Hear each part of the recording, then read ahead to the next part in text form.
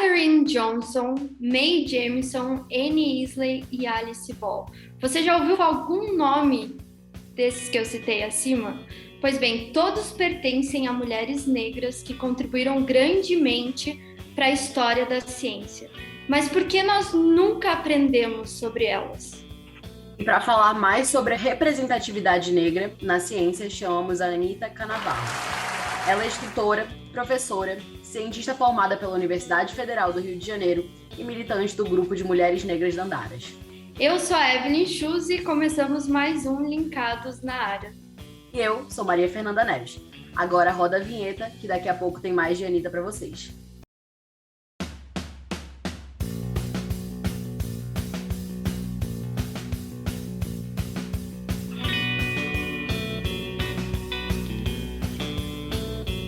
Anita, seja muito bem-vinda ao Linkados.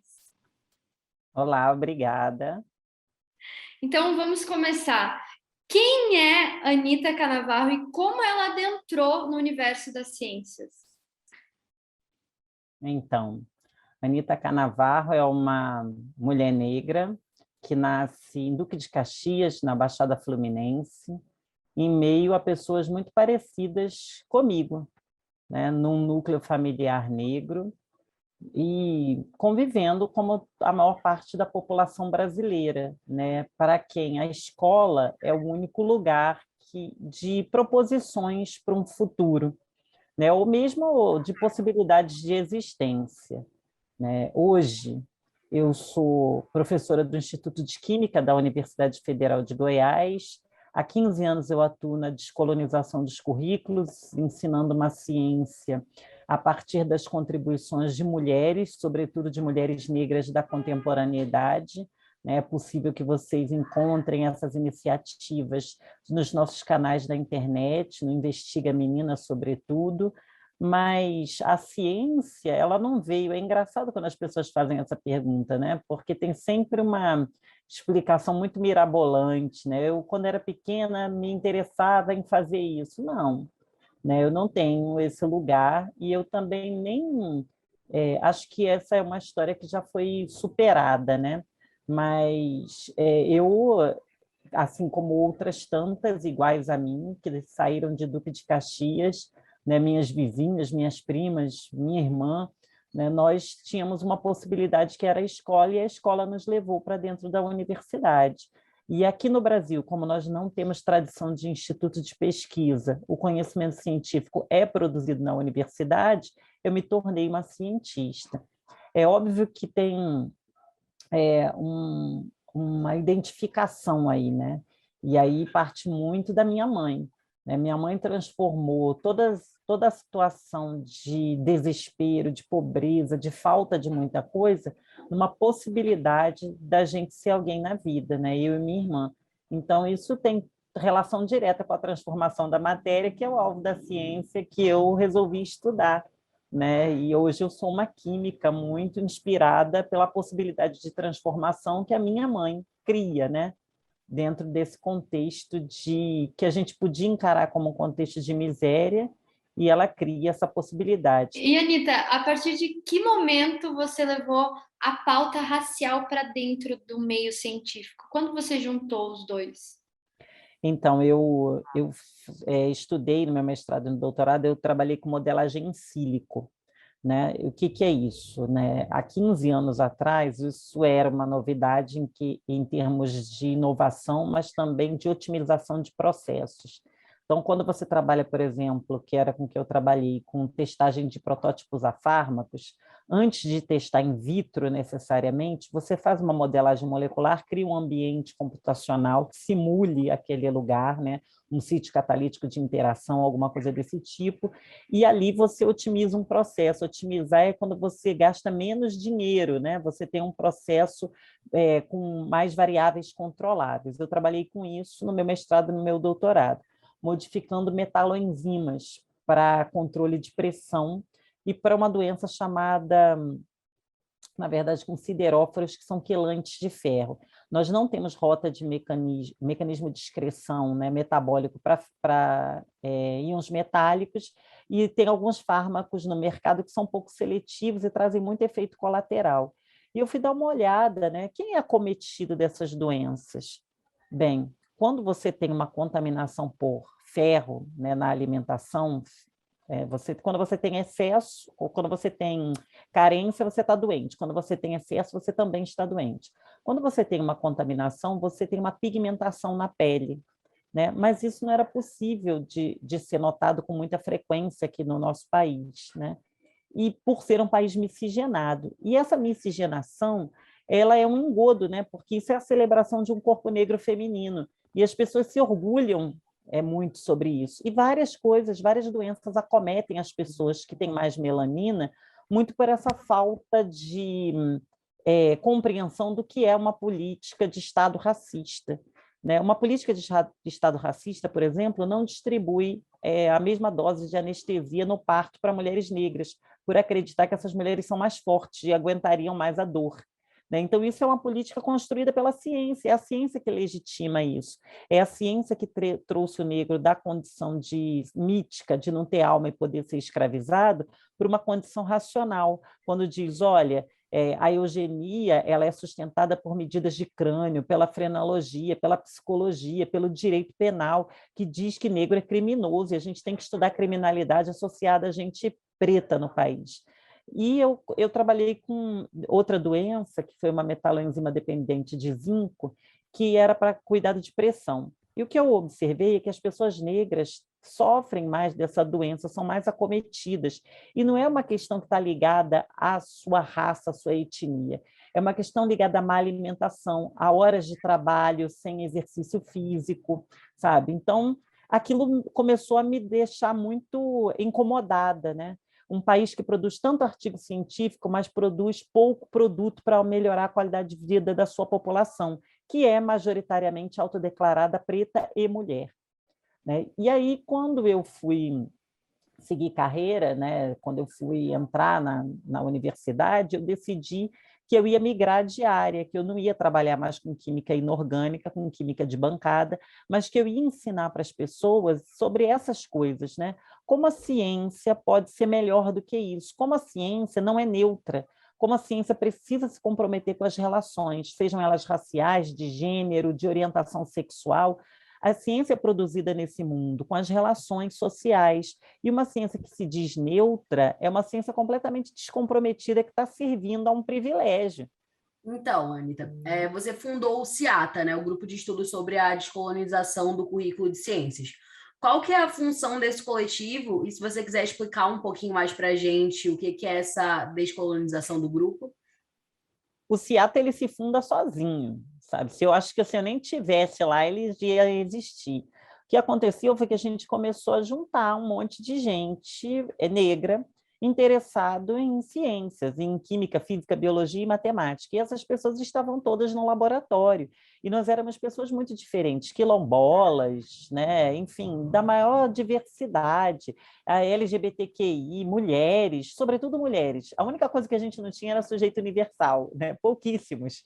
Né? Mas a gente tinha muita gente de grupo minoritário junta que um dia resolveu, olha, vamos nos nomear, né? Vamos nos nomear, porque é preciso que a gente nomeie o que a gente está fazendo. E o que o CIATA faz é, em toda a sua dimensão de existência, trabalhar com um currículo que não seja esse que está posto para a gente. A gente, por exemplo, trata de química de quelato, né, falando dos ferreiros africanos, né, do tipo de conhecimento que eles mobilizaram quando chegaram aqui no Brasil, que deixaram como herança para a gente até hoje a bateia, que é uma espécie de peneira que até hoje é utilizada nos campos de minério no Brasil. Então, assim, a gente não está falando de um lugar sem tecnologia, a gente não está falando de um passado sem tecnologia, né? E é preciso dizer para as pessoas que elas têm esse passado, porque senão o que a gente dá de perspectiva é muito pobre. Você diz, olha, você é descendente de escravizados, né? Quando você diz isso, o que fizeram com uma população quando se escraviza essa população? Se destitui essa população de racionalidade, de inteligência, e o que sobra é um corpo. E esse corpo pode oferecer o quê? Trabalho forçado ou sexo. E é exatamente o que a população escravizada, né, que eu digo isso com uma vergonha terrível, né, que o Brasil vai precisar corrigir isso durante muitos anos. É só a gente pensar que são 521 anos de unidade federativa, 350 vividos sobre a escravidão. É uma vergonha, né? Então, como é que a gente corrige isso? Dando um futuro para as pessoas, né? Ensinando um currículo que fale sobre o seu passado de produção e não enterre as pessoas num lugar de desprestígio, de invisibilidade, né? Enfim, é isso que a gente faz. Então, a gente faz em todas as disciplinas, o que a gente faz é ensinar química. Em todas as disciplinas, no ensino médio, na pós-graduação, nos colégios de estágio, nas disciplinas da graduação da química, todos os lugares a gente faz a mesma coisa, né? A gente ensina o conteúdo que está lá a partir de um deslocamento, ao invés de falar da história, do contexto de produção de homens brancos, a gente usa um contexto da diáspora, né? Sobretudo de mulheres. Muito interessante. Eu ia te perguntar aqui, fazer uma pergunta, você já respondeu. Então, Mafê, vai que é tua.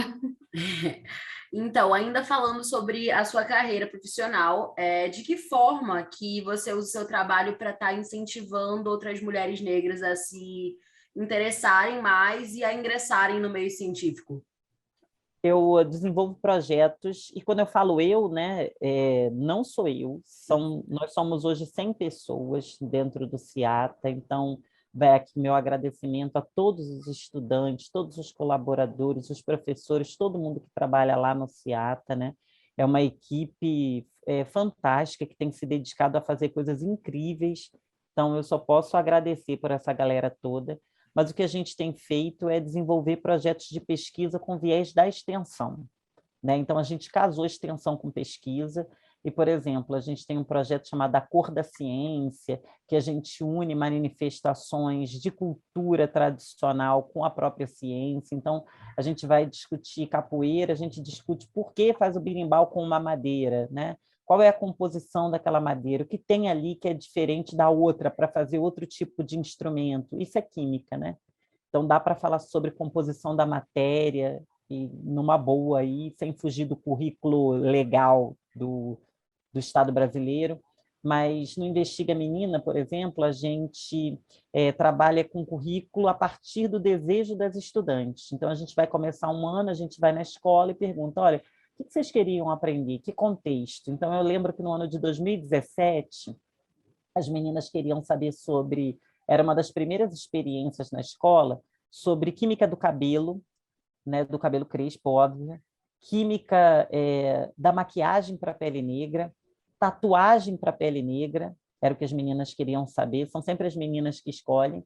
E aí a gente tem uma pegada aqui de experimentação, então você vai para uma... A gente faz o acompanhamento pedagógico, né, regular na escola, no turno regular, porque não adianta fazer isso no contraturno, as meninas não voltam, porque vão tomar conta dos irmãos, vão fazer uma tarefa doméstica, então não tem como voltar. A gente tem uma escola parceira aqui, que é o Colégio Solon Amaral, que é um colégio de periferia que faz milagre, né? A despeito de tudo que dizem da educação pública brasileira, a educação pública ainda é uma educação de qualidade, né? Porque com tanto desmonte, com tanto desvalorização da carreira docente, fazer o que essas escolas fazem, fazer o que a gente faz, né, na educação, todas nós aqui somos representantes dessa educação pública, fazer isso, sabe, ainda é ter muita qualidade. Mas, enfim, a gente ia para a escola e no final daquele assunto, a gente produzia um shampoo, um condicionador low pole. E aí as meninas aprendiam aquela tecnologia e levavam para casa para usar. A gente produzia um batom bem vermelho no final da aula de maquiagem. Para quê? Porque durante anos a gente escutou que a boca era muito grande, usar cor forte é muito ruim, então a gente faz um batom vermelho, faz um corante para pintar cabelo, sabe? Faz um protetor para que use protetor físico, né? Um protetor solar, que seja da barreira física tão somente, mas a gente faz enfim. E uma vez por mês a gente leva nesse projeto uma cientista negra de fora do estado e uma do estado para estar conversando com as meninas. Então, por exemplo, a gente vai ensinar atomística a partir do estudo de semicondutores de uma pesquisadora brasileira, que é a Sônia Guimarães, que é uma física do ITA, né, e que trabalha com laser de cabeça de míssil, que é uma tecnologia de soberania nacional. E o desafio da Sônia, depois que a gente já ensinou a partir da pesquisa dela, é contar o que ela faz. E é muito bacana, né? Porque tem esse exercício. Ela vai lá e vai falar sobre semicondutores a partir do uso do controle remoto, sabe? E invade esse universo, e as meninas veem essas cientistas muito próximas delas. E, Anita, agora saindo do meio acadêmico, indo já para o mercado de trabalho, quão comum é a invisibilidade e expropriação da capacidade laboral feminina? E como vocês tratam essa pauta? Então, isso é tão complicado de falar, né? Quão comum. Eu diria que é naturalizado. A nossa invisibilidade é naturalizada, né? A gente vive numa sociedade que se construiu acumulando capital, confinando mulheres no trabalho doméstico. Se construiu acumulando capital, escravizando negros, né? Então, essa invisibilidade ela faz parte da estrutura da nossa sociedade. As meninas ganham, na idade muito tenra, bonecos inanimados para treinar a função doméstica, né? Enquanto os meninos ganham brinquedos para desenvolver visão 3D. E Né? fogãozinho, né? De cozinha. Não é? Tesoura, Exatamente. Coisa, né? E quão cruel é isso, né? Eu tenho 3 filhos, né? Quando você está brincando com um boneco, você está cansado, larga o boneco para lá e vai embora. Larga os filhos para lá, né? Para ver o quanto você é execrada dentro dessa sociedade, porque, né, não há de se romantizar a maternidade. Esse é um exercício bastante difícil, né? Então, você treina num boneco sem vida a vida toda, sabe? E isso faz uma coisa terrível conosco, faz com que nós nos concentremos nas carreiras ligadas ao cuidado. Nós somos um grande número de enfermeiras, assistentes sociais, professoras, e no mercado de trabalho, essas são as profissões mais desvalorizadas, porque tem uma presença estereotipada de mulheres, né? E nós ganhamos menos, porque para a gente é cobrada uma função nata do cuidado, né? Vocês já passaram por isso? Você não sabe cozinhar? Você isso, você não aquilo? Você não quer aprender? Sabe? E quando cozinha, já pode casar. E quando casa, já pode ter filho. E quando tem filho no doutorado, vai lá, você conseguiu ter um filho no doutorado, vai atrasar tudo, sabe? Quer dizer, nós temos o nosso direito reprodutivo controlado pelo Estado. Sabe o que significa isso? E quando, não só controlado, mas quando a gente entra para o mundo da ciência, nós temos licença maternidade só quando a gente é aluna de pós-graduação. E isso é recente, é de 2017. Quando a gente é aluna de graduação, a gente não tem direito à licença maternidade. O LAT hoje admite que você coloque lá que você teve filho naquele período. Mas não é para te avaliar no critério de meritocracia com uma medida diferente. É só para saber que naquela época que você estava improdutiva, você estava tendo um filho, sabe? Então, é isso, né? Nós precisamos discutir, nomear o tempo todo e trabalhar projetos e seleções com recorte, com reserva para mulheres, sim, sabe? Para mudar esse quadro, porque senão, sabe? Imaginem, a gente foi confinada, né? Quando confinam a gente no trabalho doméstico, retiram a nossa capacidade laboral. Quando confinam a gente em lugares de subalternidade, retiram do país as suas capacidades de inteligência. Olha o que o Brasil faz. O Brasil é um país de maioria de mulher autodeclarada negra. Se essas mulheres não estão produzindo ciência, significa que mais da metade da população está de fora do modelo de produção científica. É uma pobreza, sabe? Porque um modelo que só tem um lugar de produção tem uma resposta limitada, né? Sabe o que significa, meninas? É assustador, né? Significa dizer que todos os estudos de reprodução, mecanismo reprodutivo, são feitos, todos os estudos que utilizam cobaia animal, utilizam cobaia macho. Já pensaram o que significa isso? Sabe? Que todos os hormônios, toda a composição feminina é desprezada nos estudos de mecanismos de reprodução. Mas quem tem os filhos somos nós. Sendo principal, né? Exato. É uma loucura. Significa dizer, por exemplo, que a indústria automobilística faz teste de cinto de segurança com modelo que não tem peito nem barriga. O que isso significa? Que gestantes e mulheres vão morrer mais, porque aquele cinto não é adaptado para o nosso corpo. sabe? Olha os nossos estudos, isso é um modelo pobre. Deixar as mulheres de fora é empobrecer a ciência. Anita, além da ciência, você tem outra paixão que é a literatura, né? E você já tem 3 obras publicadas. Como que a escrita entrou na sua vida? Eu escrevo desde sempre, né? Eu criei mecanismos de estudar escrevendo, e aí eu escrevia coisas que passavam na minha cabeça, escrevia sobre tudo, e de repente, né, numa reunião com um grupo de amigos, né, eu escrevo para coletivos. Então, eu estou agregada a 3 coletivos do movimento negro, são coletivos independentes, né? É o Quilomboje, que trabalha há mais de 40 anos lançando os cadernos negros no Brasil, né? Então, essa é uma iniciativa independente de um coletivo de escritores negros, né, que existe há tanto tempo, né? Eu escrevo para o coletivo, escrevo para alguns toques negros, é outro coletivo, então esse é o Quilombelas. E escrevo para o Louva-Deusas, que eu não vou achar aqui agora, não sei onde está, mas o coletivo Louva-Deusas é um coletivo erótico feminista negro, é bastante interessante, é de São Paulo, né?